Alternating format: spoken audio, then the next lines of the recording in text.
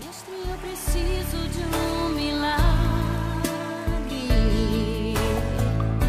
Transforma minha vida, meu estado.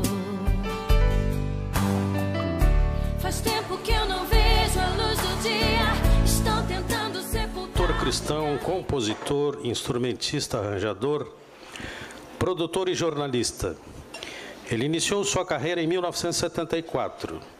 Ao completar 35 anos de carreira, gravou seu segundo DVD em parceria com a Som Livre, intitulado Rastros de Amor. Ao longo de sua carreira, já compôs mais de 500 músicas gravadas em 42 CDs. Em 2012, lançou seu primeiro livro, Adoração, Quando a Fé se Torna Amor. Vamos receber o Asaf tão carinhosamente.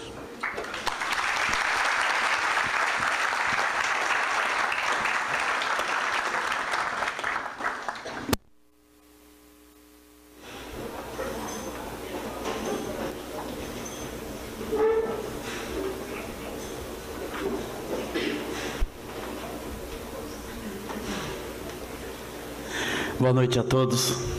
É uma grande honra estar aqui nesse lugar, porque aqui eu estarei fazendo aquilo que eu mais gosto, tocando, cantando as músicas de Deus e também, principalmente, contando a minha história, o que Deus fez na minha vida. Esses dias, conversando com a minha irmã, ela estava lendo algumas coisas da minha história e ela disse: eu não sabia de tudo isso é verdade? Eu disse: é verdade, mas tem algumas coisas aqui que são verdadeiros milagres. Eu disse: Deus faz milagres. Deus faz milagres, e quando o milagre acontece, ele é inquestionável no seu coração. Por isso eu considero minha vida um milagre de restauração. E é por isso que eu estou aqui nessa noite, para contar esse milagre e dizer para cada pessoa aqui: você também pode ter um milagre na sua vida. Queria convidar meus amigos e irmãos a cantar uma música comigo.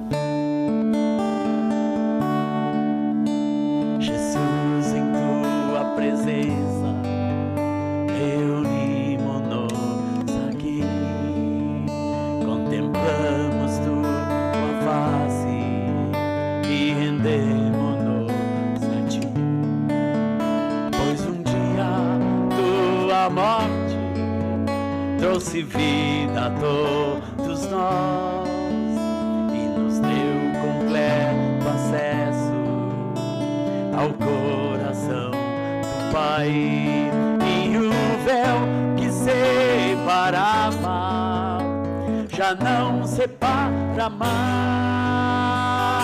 A luz que outrora apagada agora brilha e cada dia brilha mais. Só pra te adorar e fazer teu nome grande e te dar o louvor que é devido. Estamos nós aqui só pra te adorar, só pra te adorar e fazer teu nome grande e te dar o louvor que é devido. Estamos nós aqui, estamos nós aqui para adorar ao Senhor. Amém. Aleluia. Mas aqui não é o fim da jornada.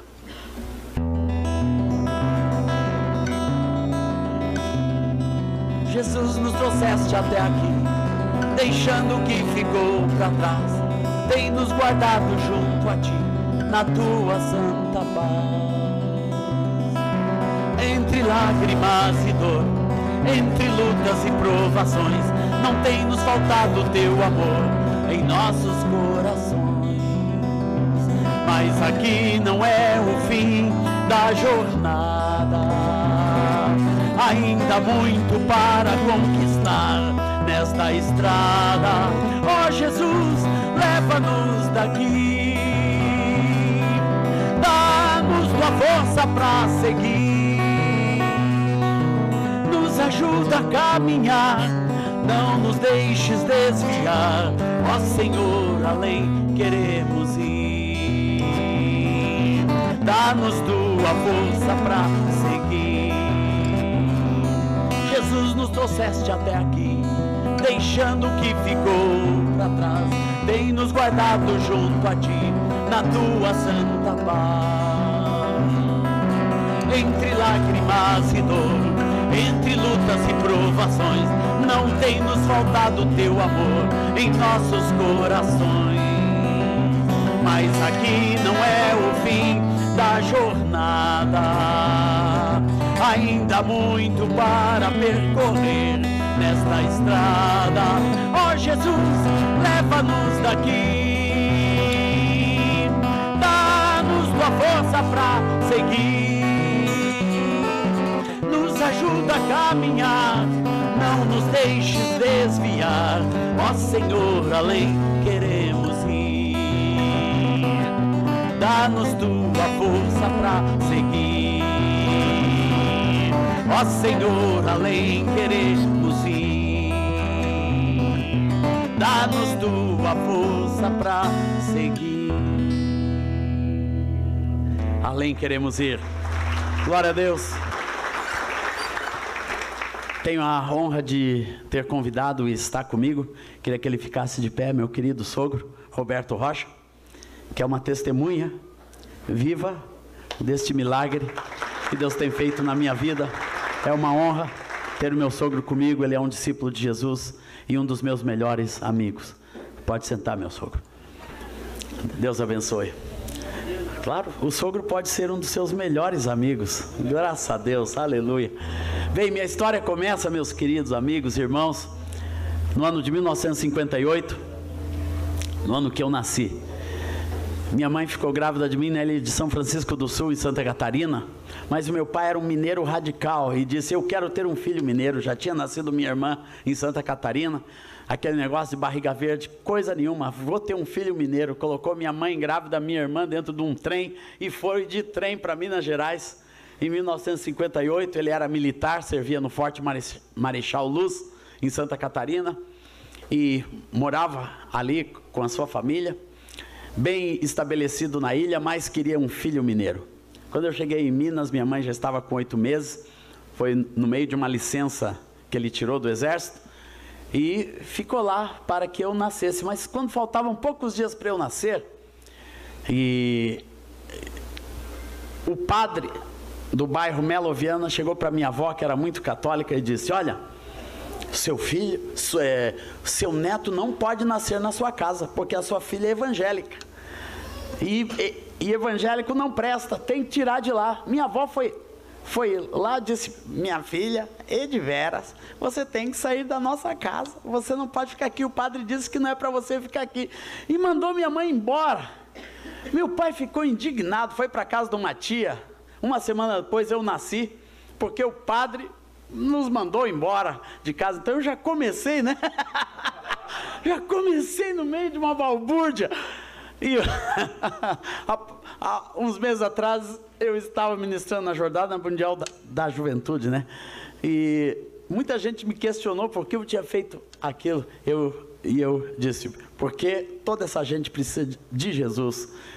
Eu não tenho nenhuma raiva, nem de padre, nem de católico. Acho que todas as pessoas precisam de uma experiência verdadeira com o Senhor Jesus, em qualquer lugar, em qualquer lugar. Aquilo não trouxe nenhuma mágoa, não foi por causa disso que a minha vida, ainda na infância, se afastou totalmente de Deus. E minha mãe era evangélica, tentou nos criar no caminho do Senhor em Santa Catarina, toda a sua família evangélica. Meu pai nunca quis ser evangélico, tinha aquela herança católica forte na sua vida, e aquilo sempre foi um conflito dentro da nossa casa, e nós nos criamos assim, querendo ser evangélico, o pai com aquelas crendices e tudo mais. Quando tínhamos 11 anos de idade, acabou tudo. Minha mãe parou de fazer os cultos em casa, e nós nos mudamos de Santa Catarina para Ponta Grossa para Santa Rosa. De Santa Rosa, viemos para Porto Alegre.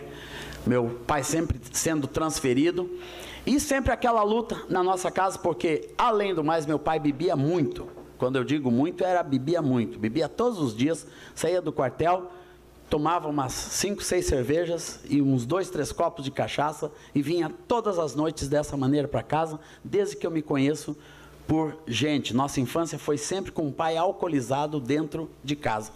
Com 11 anos, toda aquela força do evangelho que minha mãe tentou colocar dentro da nossa vida, parecia que tudo aquilo se perdeu.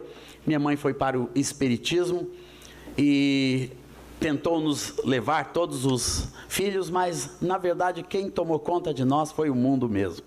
Chegamos em Porto Alegre, eu estudava no colégio militar, e dentro do colégio militar eu conheci o rock, conheci a pornografia, e dentro do colégio militar também conheci as drogas, tudo ali no mesmo lugar. Morávamos na Rua Zenha.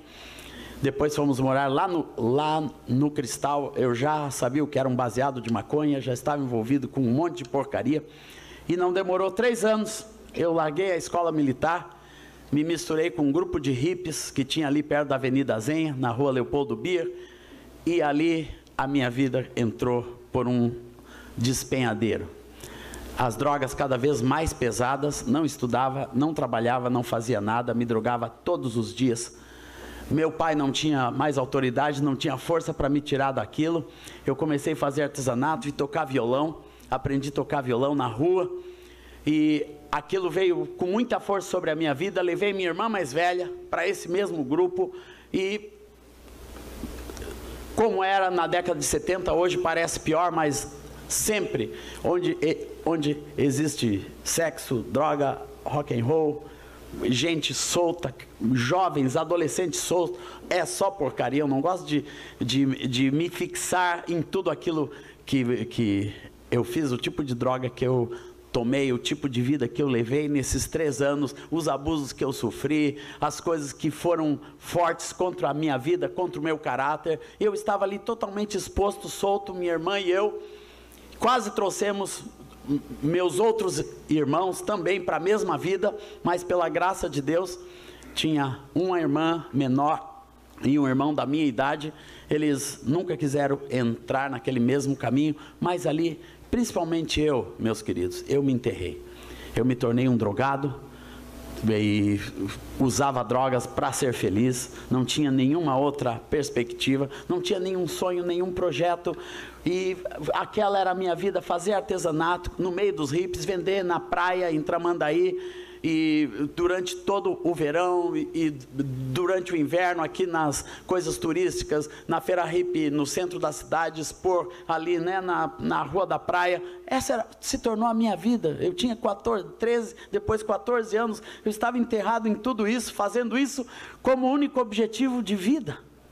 Um dia chegou um cidadão chamado Jairo Pinheiro, um sargento do exército, amigo do meu pai, que tinha conhecido nossa família lá atrás, muito longe, lá em Santa Rosa ainda, e ainda tinha um culto na nossa casa, que ele vinha de vez em quando naquele culto, e ele chegou na nossa casa e viu tudo aquilo, e é essa família mesmo? O que aconteceu com vocês? Todo mundo longe de Deus, todo mundo perdido, meus pais já iniciando o processo de separação, naquela época era o desquite, né? Fazendo o tal desquite, não se aguentavam mais, e não aguentavam mais os filhos, a rebeldia, e aquilo era, nossa casa estava sendo totalmente destruída. Um dia chegou um cidadão, chamado Pastor Erasmo Ungaretti, da igreja metodista. O sargento Jairo levou esse cidadão na nossa casa. Ele queria falar com a família. Mas só minha mãe o recebeu, ninguém mais. Eu e meus irmãos zarpamos fora, pastor dentro de casa, não queria nem saber de jeito nenhum, né? Mas Deus sempre quer saber. E ele falou do amor de Deus para minha mãe, levou minha mãe para a igreja, e lá eles começaram a orar pela família do Capitão Roque. Sempre tinha a família do Capitão Roque um papelzinho que oravam, que era nós, minha família, meus filhos, meus irmãos e o meu próprio pai.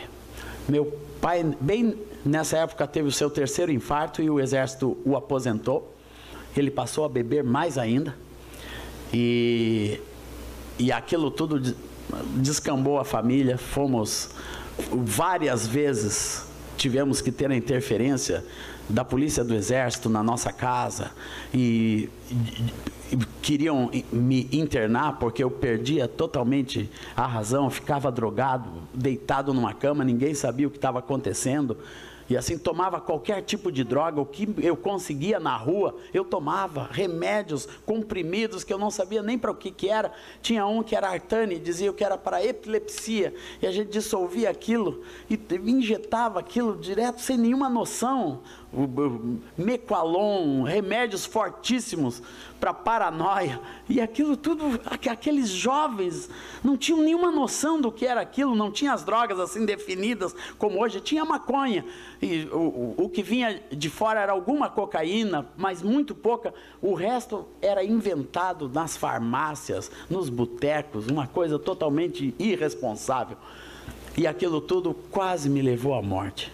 Eu tive várias crises, entrei em colapso de saúde, de tudo, era magro que nem um palito, a saúde ruim, não comia, não me alimentava, e aquela vida foi me levando.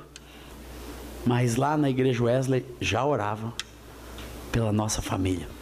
No ano de 1974, eu entrei no ano de 74, na praia de Tramandaí tinha um parque lá em Tramandaí, e em volta daquele parque permitiam a feira hippie. Eu expunha todas as noites ali, vendia algum artesanato, trabalhava com couro, metal, vendia de noite, comprava, já sabia onde comprava a maconha, ia todos os maconheiros, com as gurias, com as mulheres, tudo por uma construção que estavam fazendo na beira, do lado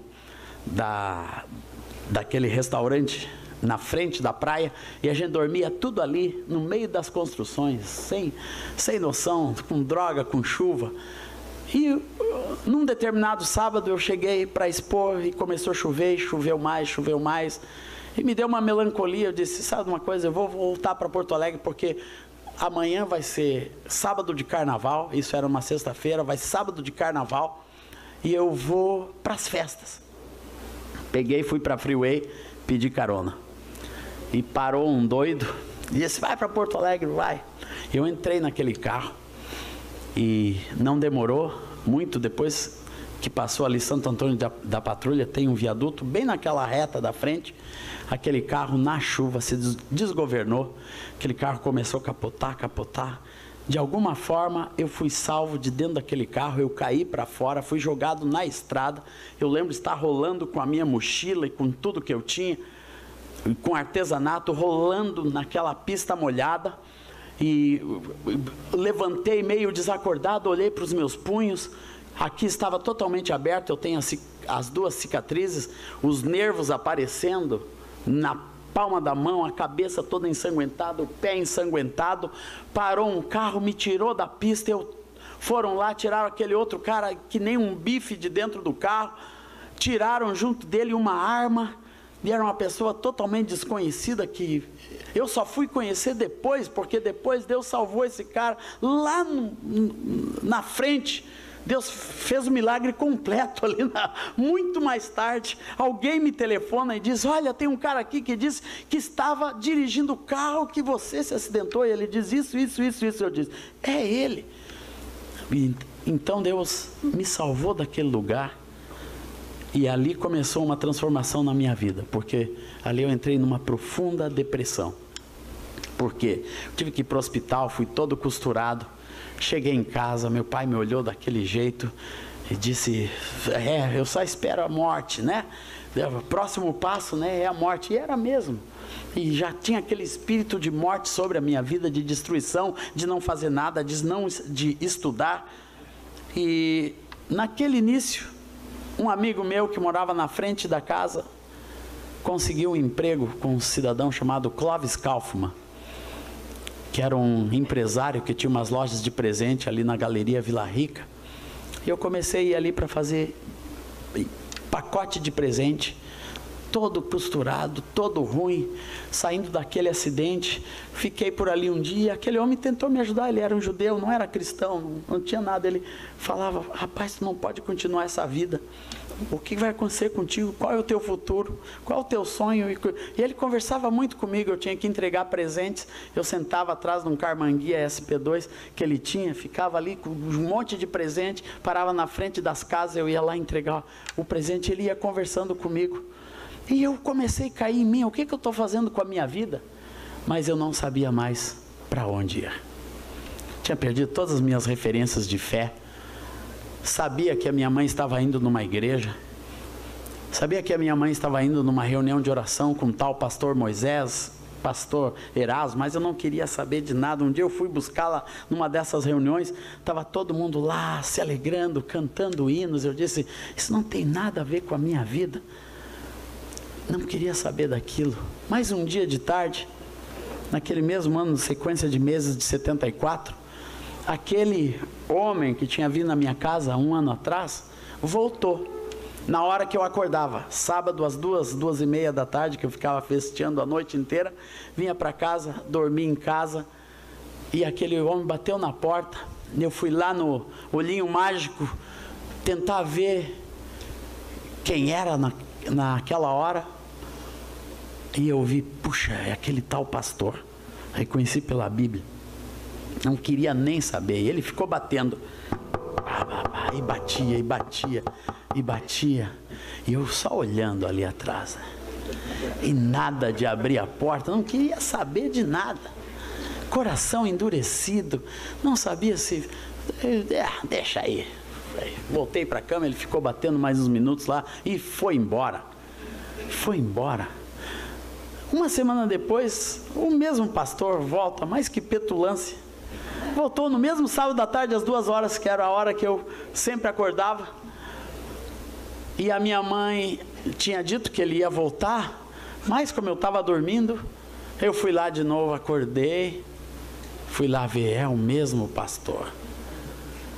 E ele bateu, e bateu. Só que dessa vez, eu fiquei com uma vontade de abrir. Eu lembro isso claramente, eu fiquei com uma vontade assim, eu vou abrir para ele. Ele me parece, eu quis abrir a porta, mas o que me segurava era muito mais forte. Quando as trevas seguram, quando a luz chega perto, você fica ali amarrado na frente da luz, e era como eu estava.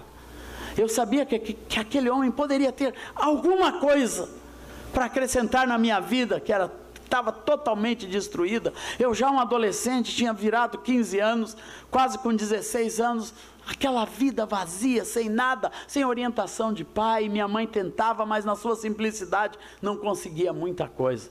E aquele homem bateu. Quando ele foi embora, enfim, eu não abri a porta, eu corri para a sacada, e eu tive um arrependimento súbito. Por que eu não abri? Eu fiquei pensando, mas se eu abrisse, o que ele ia dizendo? Daí eu fiquei conversando comigo mesmo, o que ia acontecer, e deixa para lá, até a minha mãe chegar.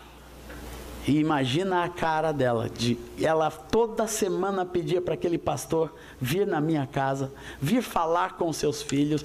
Por favor, pastor, vai lá, eles estão cada vez pior. Esse meu filho agora está acidentado, e esse pastor queria vir, por isso ele foi 2 vezes, e eu não abri aquela porta. Mas naquela noite, a mãe disse, meu filho, e ela se desesperou, você não abriu de novo a porta, ele não vai voltar aqui. Eu disse, mãe, eu vou lá falar com ele alguma hora, sabe? Você vai? Então você vai agora, vem cá. Pegou pela mão. Assim, numa autoridade de Deus, que eu há muito tempo não tinha. A última vez que eu vi minha mãe, com alguma autoridade sobre minha vida foi 2 anos atrás, quando eu comecei a frequentar aquele grupo de drogas.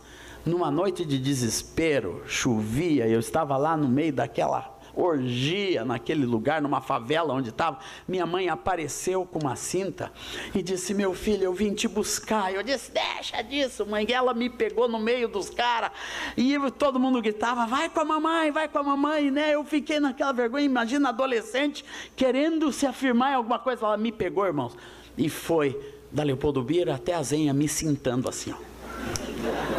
Vai ser a última vez que eu vou te dar uma surra, mas não esqueço nunca aquela surra, aquele desespero da minha mãe, sobre o qual não pude fazer nada, e a minha vida piorou depois daquilo, mas eu não esqueço daquilo. Tinha alguma coisa de Deus naquela surra santa, viu? Aquele relho santo. Foi a minha última surra, foi pela rua fora, levando cintada com a minha mãe garfiada no meu punho. E de novo, com a mesma autoridade, naquela noite, ela me pegou e saiu comigo pela Zenha, passou pelo Hospital de Clínicas, pela Protásio Alves, e me levou até a Igreja Wesley, na rua São Vicente. São Vicente ou Coronel Vicente? São Vicente. E entrou no escritório do tal pastor Eraso. Está aqui ele, pastor. Né? Está aqui ele. E eu: tudo bem? Aquele cabelão todo cacheado, não tomava banho há muito tempo, porque a lei dos hippies era: quanto menos banho, melhor, né? Quanto menos banho, melhor. Com aquele odor, aquele cabelão cacheado, né? Com os braços tudo marcado de droga, todo ainda costurado, em frangalhos. Entrei naquele lugar, e aquele homem magrinho levantou e disse: bem-vindo, Asaf. Eu lembro disso. Vem cá, vem cá, vem cá. Levou, tinha um grupo de 8 jovens, a reunião de jovens lá na Wesley, 8 jovens. E ele me sentou no meio daqueles 8 jovens, adolescentes. Suas 2 filhas estavam ali, jovens, uma com a minha idade, outra menor. E ele me pôs ali no meio. E eu comecei a olhar aqueles ETs, caretas. Eu sentei ali no meio. E eles nunca tiveram medo de mim. Eu achei, né, que todo mundo sabia que eu era drogado. Chegou o filho da tal Dona Edu Virgem, que todo mundo orava. Achei que ia ter bullying, preconceito. Que nada, irmãos. Sentaram ao meu redor. Disseram: tua mãe disse que tu toca violão, toca aqui com a gente. Eles cantaram: Santo Espírito, enche a minha vida, por Cristo eu quero brilhar. E eu fiquei tocando aquelas músicas sobre Santo Espírito, Cristo, quero brilhar, e nada. Mas gostei do grupo. Eles disseram: olha, amanhã nós vamos tocar na igreja, não tem quem toque violão, você vem ajudar a gente? Eu disse: vou.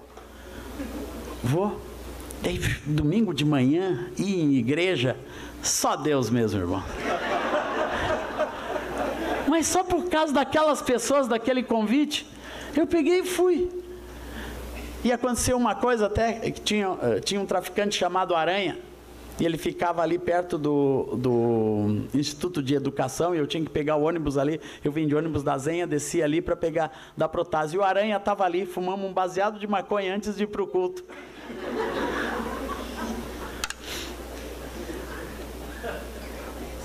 E eu cheguei no culto, né, já chapadão. Toquei, e aqueles irmãos me convidaram: vem sábado que vem. E eu comecei a ir todo sábado, maio, junho, falhava de vez em quando. Eles montaram um conjuntinho que ia ter um grande evento de jovens em agosto. Daí disseram: em julho você tem que vir em todos os ensaios se você quer tocar conosco. E eu comecei a gostar daquelas pessoas. Eles tinham alguma coisa que eu gostaria de ter e sabia que não tinha mais condição de ter por minha própria força. Eu não conseguia mais fazer minha opção. Então a opção na hora era aquela. Eu levei um outro drogadão comigo, que também tocava, e a gente ficava ali na igreja. Mas, irmãos, uma coisa que a igreja tem, que muita gente não acredita mais: conhecereis a verdade, e a verdade vos libertará. A gente tem medo da própria verdade. A gente pensa hoje, né? E se os homossexuais chegarem, e se chega isso, e se chega aquilo, e se chega muçulmano. Conhecereis a verdade, e a verdade vos libertará. Quem se aproxima da verdade não precisa temer. Se você tem certeza da verdade que está no seu coração, não tenha medo de ninguém se aproximar dela. A verdade sempre vai libertar alguém, sempre vai transformar vidas. E eu fui cativado pela verdade, pela pureza, pelo amor verdadeiro, por coisas que há muito tempo eu já não conhecia e nem compreendia. Mas a palavra de Deus diz assim que o crente, ele exala o doce perfume de Cristo. Eu vou dizer uma coisa: tudo que a gente possa falar aqui pode ser questionado por você, mas tem uma coisa que não se questiona: é o perfume de Cristo na vida de alguém. E aquelas pessoas tinham o perfume de Cristo. E eles cantaram muitas músicas naquele ensaio. Naqueles ensaios eu fui começando a ser cativado por aquelas músicas. Tinha uma que eles cantavam: foi amor, Deus virá sumir dos mortais o ser, forma e condição. Foi amor, Deus a terra vir pra tornar real seu amor por mim. Foi amor, Deus na história entrar e dar amorosamente lições pra viver.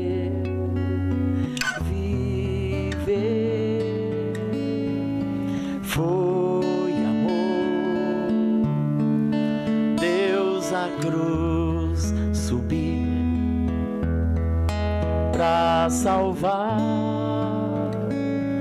a gente assim como eu. Eu ensaiava aquela música e aquela música ia entrando no meu coração. No dia 13 de agosto era aquela concentração de jovens da cidade, aquele pequeno conjunto metodista ia cantar. Eu ficava lá atrás com o violão acompanhando. E no final daquela noite, um querido senhor, depois descobri que era também da família Borba, e meio parente da minha mãe, reverendo Lauro Borba da Silva, estava lá com as suas filhas, Elfa e Zoé. E esse homem falou do amor de Jesus e disse: tem alguém aqui que precisa da sua vida transformada por Jesus e quer isso para a sua vida? Eu disse: eu quero. Peguei meu violão, para surpresa de todo mundo, me levantei sozinho no meio daquela igrejona central cheia de gente e disse: é isso que eu quero. Eu quero ter minha vida transformada por Jesus. 16 anos de idade, toda a caretice caiu fora, toda a vergonha que eu sofria, né, que eu queria sempre estar escondido ali atrás, não queria que aquele negócio de crente, mas eu entendi o amor de Deus naquela noite, entendi que Deus fez um sacrifício verdadeiro, que a obra da cruz que Cristo Jesus fez foi realmente para salvar uma pessoa como eu e transformar uma vida como a minha. Daquele jeito, pessoa desesperada, pessoa sem esperança, com a casa desfacelada, que não tinha mais alvo, não tinha mais sonho, nenhuma realização. Eu olhava para trás da minha vida, não tinha feito nada. Nada, não tinha terminado primeiro grau. Era um hippie de meia tigela, porque não tinha dinheiro para as drogas mais fortes, só vivia com porcaria, viu? Só, não tinha nada. Meu pai não tinha carro, não tinha herança. Era assim, ó, um João ninguém. João ninguém. Mas são essas pessoas que Deus tem o maior prazer de transformar. E Deus teve a alegria de me transformar. Eu tive a alegria de ser transformado por Jesus, de dizer: Senhor, se tudo isso é verdade, Eu preciso de um milagre na minha vida, de uma transformação. Eu preciso largar tudo isso. Eu não sei como largar tudo isso. E eu voltei aquela noite, no outro dia, falei para esse pastor Eraso, disse: pastor, ontem eu disse para Jesus, pedi para ele transformar a minha vida. Ele disse: Jesus pode transformar a tua vida, vem orar comigo. E orou, e eu comecei a orar com aquele pastor todas as semanas, pastor Samuel. Ele orava pela minha vida. E um dia ele me pegou: Azaf, como ele me chama até hoje, você vai voltar a estudar, você está 3 anos parado. Eu tinha parado lá no colégio militar, abandonado tudo na 6ª série. Você vai estudar. Me levou lá no IPA, falou com o professor Asli de Gique, disse: professor Asli, esse moço, ele é isso, Deus está tirando ele dessa vida, dessas drogas, e ele precisa voltar a estudar. Me deram uma bolsa de estudo no IPA. Eu terminei o 1º grau, terminei o 2º grau depois, mas no meio disso conheci gente muito amada. Estava falando do pastor Samuel, conheci o pastor Donald, um missionário americano, que começou a tocar comigo, e a gente começou a cantar juntos na igreja, e aquele homem, aquele missionário se interessou comigo, e a gente sentava juntos e começávamos a compor música juntos, e aquele homem, como que aquele homem tinha se interessado por mim, mas o amor de Deus fez tudo aquilo. E junto com o pastor Donald, ainda na década de 70, eu gravei o meu primeiro disco com as primeiras músicas que Deus tinha me dado. O disco Celebraremos com Júbilo. Nisso eu já tinha conhecido a Rosana, filha do meu querido sogro, Roberto Rocha. Imagina o dia que eu cheguei na casa do professor Roberto. Ele e a sua esposa, né, assim, professores, doutores de universidade, as suas filhas tudo direitinho, já se preparando para a faculdade. Chega a Rosana e a Lídia com aquele cara: ó, pai, esse é aquele cara que é ex-drogado, é ex-tudo, né? Ó, mas não se preocupe, ele já entrou na 6ª série, viu? E elas já tudo na universidade. Ele me olhava. E 1 mês depois eu conversei com a Rosana e disse: Rosana, eu preciso comprar uma bicicleta. Será que tu não me ajuda? Não, mas eu vou falar com meu pai. Foi falar com o seu pai, para ele financiar a bicicleta. Lá nas lojas Renner, ele foi comigo, financiou a minha primeira bicicleta. Daí eu já tinha uma bicicleta e um violão, andava com violão. Ele não sabia que de vez em quando a Rosana sentava no cano da bicicleta, eu descia a Protásio com ela. Daquela bicicleta. Mas já tinha uma bicicleta, e Deus foi transformando a minha vida de tal maneira, irmãos e amigos, que a minha vida começou a ser um testemunho vivo. Os meus pastores pegavam, eu ainda tinha minha mochila e meu violão, já estava estudando, eles iam por aí afora pelo Brasil para falar das coisas que Deus estava fazendo aqui, e me levavam junto com eles. Não sei de onde eles tiravam aquela ideia, né, de que eu dava esse testemunho, eu contava essa história para aquelas pessoas, e sempre alguém era beneficiado. Uma semente de fé nascia, como está nascendo em muitos corações aqui, que Deus pode transformar a sua vida. Deus pode transformar a sua casa. Quantas vezes eu vi minha mãe desesperada no quartinho onde ela orava, depois que ela se voltou de novo para Deus. Foi um ano inteiro de lágrimas pelos seus filhos, todos os seus filhos, cada um pior. Minha irmã era depressiva, minha irmã Carmélia, e eu posso falar isso publicamente porque é parte do seu testemunho.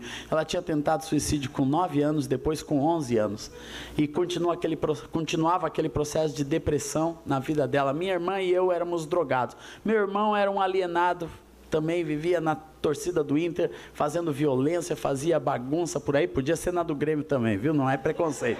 Não entendam mal o que eu contei, que eu só estou contando os fatos. E o meu irmão Abner estava crescendo no meio de tudo aquilo também. Imagina, quando os pais saíam, Eu sabia que eles iam viajar para algum lugar. Meu pai serviu durante um tempo em Santiago, levava minha mãe, a casa ficava vazia, nós enchia de drogado, trancava a Carmélia e o Abner dentro de um quarto e rolava a festa, a droga, a música e aquele inferno na casa. Assim, os meus irmãos pequenos, adolescentes, cresceram na nossa casa, mas Deus estava transformando. Transformou meu coração. Sabe, quando aquela semente de fé entrou na minha vida, eu sabia que aquilo tinha poder para transformar. Eu não sabia nem para onde iria me levar, porque a minha análise era tão pequena, tão imediata, eu precisava sair de tudo aquilo ali, e Deus simplesmente pegou, começou a me transformar. Eu estudei, Deus foi me prosperando, e foi prosperando a nossa vida. Quando eu falo de prosperidade, meus queridos, eu não estou falando sobre dinheiro, não vim aqui dizer, Deus me deu muito dinheiro. Não, Deus me deu uma nova vida, Deus me deu esperança, e Deus me deu força para continuar, para dar os próximos passos da minha vida. Quando Rosana e Rosana foi e é a mulher da minha vida, que somos 31 anos casados, vamos fazer 32. Eu lembro quando eu fui pedir a mão da Rosana para o professor Rocha e para sua esposa. Minha sogra sempre foi minha aliada, viu, irmãos? Ó, eu e a sogrona aqui ali, ó, sempre de oração, mas meu sogro era meio durão assim, né? E eu cheguei para ele meio pensou o que eu tinha. Eu só tinha meu mesmo um violão e a bicicleta, que ainda era no nome dele.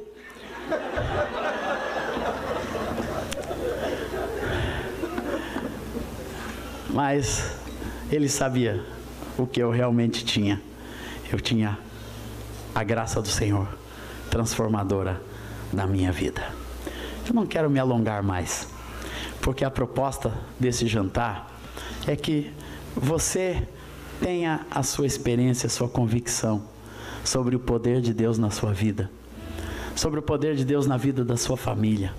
Depois de tudo isso, Deus transformou a minha família.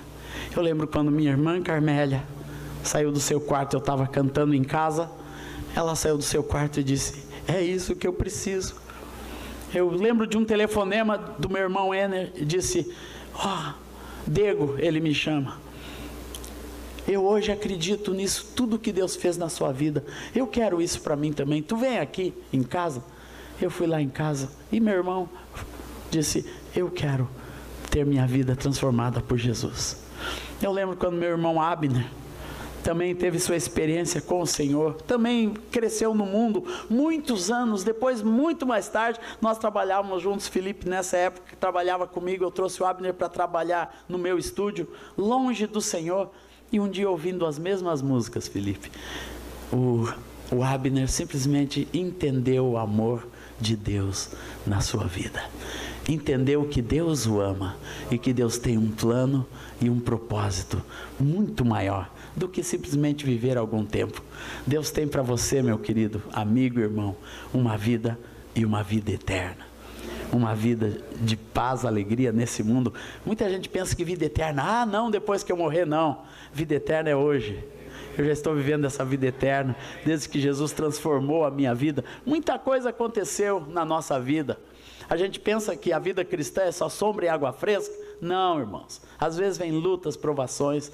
Rosana e eu tivemos uma filha especial. Vocês conhecem nossa querida Aurora, uma menina portadora de necessidades especiais, com um retardo mental muito grande, muito agudo. Tivemos isso na nossa caminhada.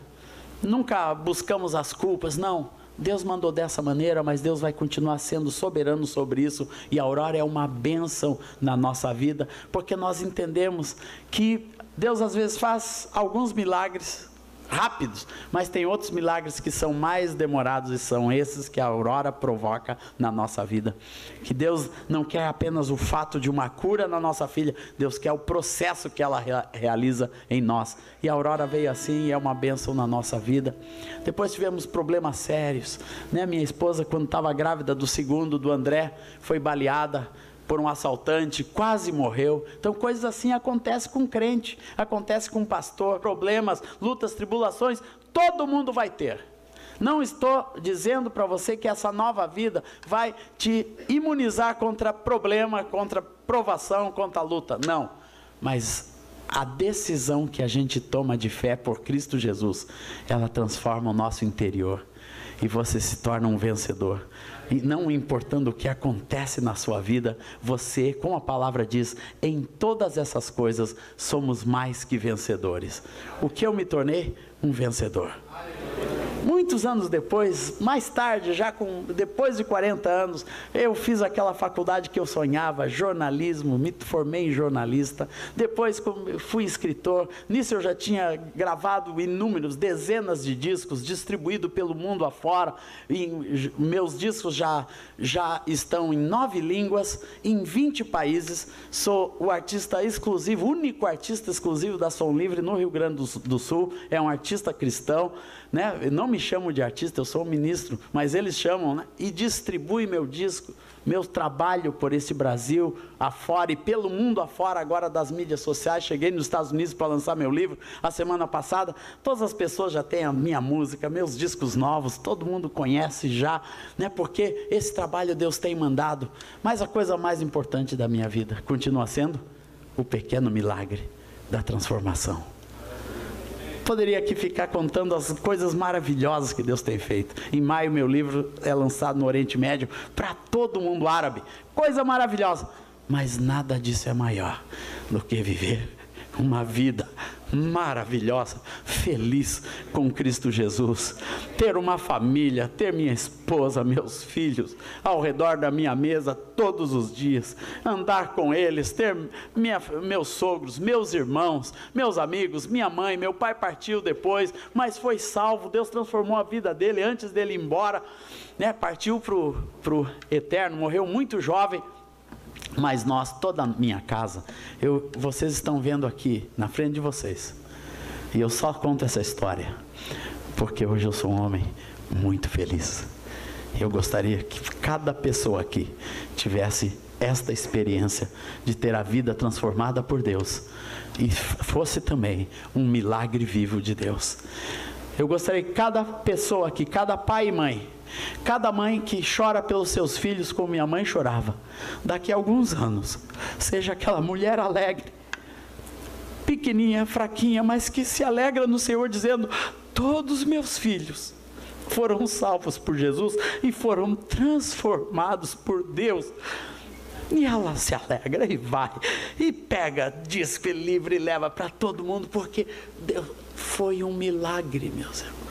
Por isso eu não tenho vergonha de derramar lágrimas, dizendo que esta vida é para você também.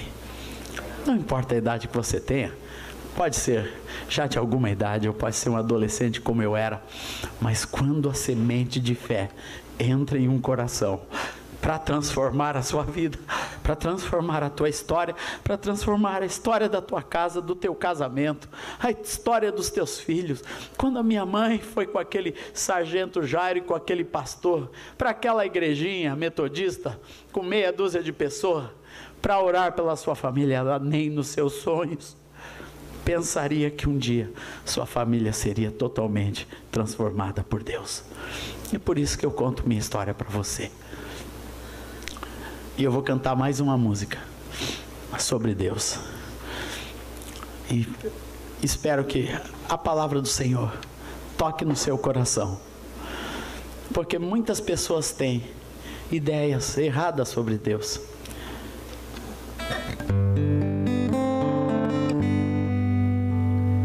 Muitas pessoas têm ideias erradas sobre Deus. Pensam que Deus é energia ou a natureza.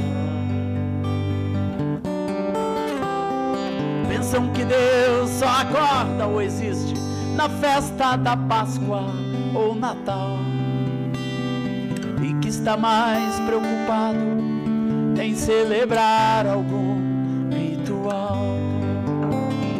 Pensam num Deus distante, impossível de ser tocado, com quem não se pode conversar, a quem não se pode amar.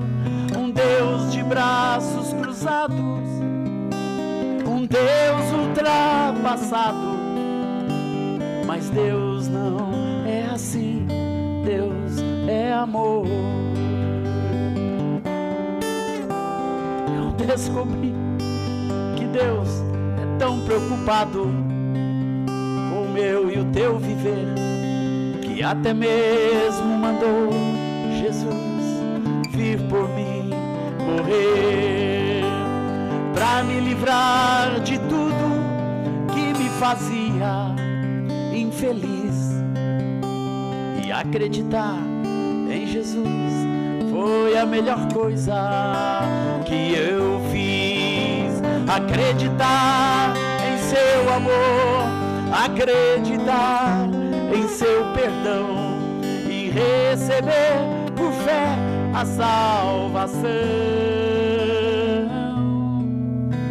Daí em diante gozar da amizade de Deus, que é o meu companheiro a cada dia.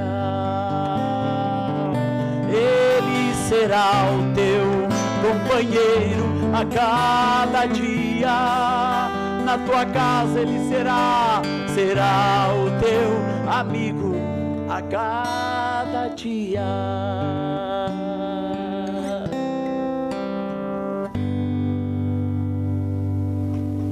Obrigado.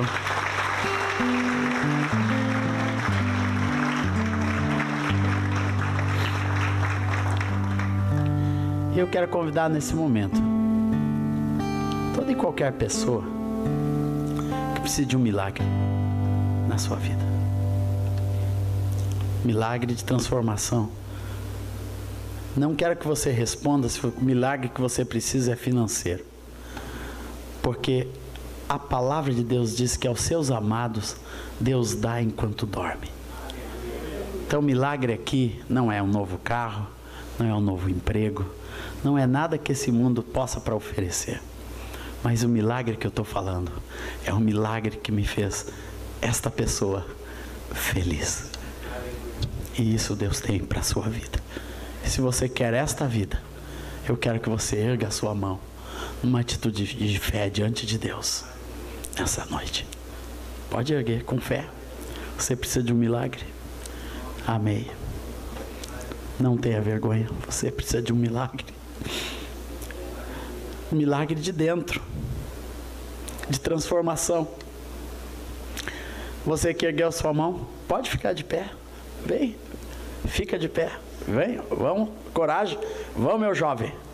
Você nem um violão na mão tem para... Vai, levanta. Isso. Você precisa de um milagre. Você precisa de vida, de nova vida. Você precisa da alegria do Senhor, da transformação interna, que muda o seu coração, depois vai mudar tudo ao teu redor. Talvez você olhe para a sua casa e você diz, não, quem precisa do milagre é o meu marido. Não, quem precisa de um milagre é você. Porque a palavra tem algumas promessas que diz assim, tu e a tua casa, feliz serás e tudo te irá bem. Então esse milagre é para a sua vida, para a sua casa, meu querido amigo, irmão. Em nome de Jesus eu quero orar por você que está de pé, em nome de Jesus. Que a palavra do Senhor, eu queria que os irmãos chegassem perto dessas pessoas. Vai lá, os irmãos, as pessoas que estão perto, quero um jovem lá, perto daquele moço. Isso, assim, pertinho, isso. Abraça, chega perto dessas pessoas. Isso mesmo, é uma nova vida. Pessoal, nós estamos falando de transformação de vida, de transformação de história, de famílias, que começa no coração de cada pessoa, como começou no meu coração. Em nome de Jesus, obrigado, Senhor, por cada vida. Eu te peço, Senhor, que a mesma transformação profunda que aconteceu no meu coração, que gerou uma fé verdadeira, duradoura, genuína, nasça agora no coração dos meus queridos, agora irmãos e amigos. E eu te peço, Senhor, que venha com a tua presença, em nome de Jesus, e habite em cada coração. E quero convidar aqui todos juntos para nós fazermos esta oração. Senhor Jesus, neste momento, eu te peço que o teu Espírito Santo venha e entre no meu coração e transforme o meu interior. E eu sendo transformado, terei minha casa transformada e toda a minha vida transformada. Terei os meus sonhos transformados, um novo projeto de vida que contará com a tua bênção e com o teu amor. Nesse momento, eu te entrego a minha vida. Toma conta dela, Senhor, porque tu podes fazê-lo com perfeição. Em nome de Jesus. Amém.